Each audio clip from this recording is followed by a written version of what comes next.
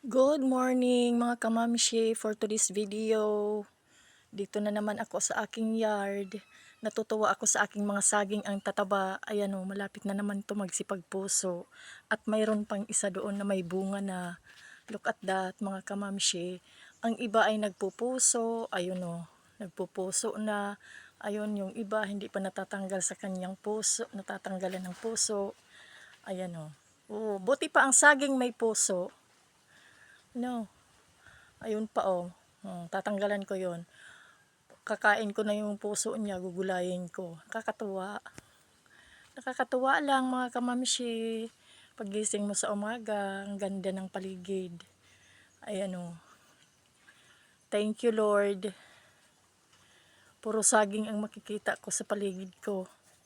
Okay lang 'yan. So that's it for now. Bye-bye. God bless us all.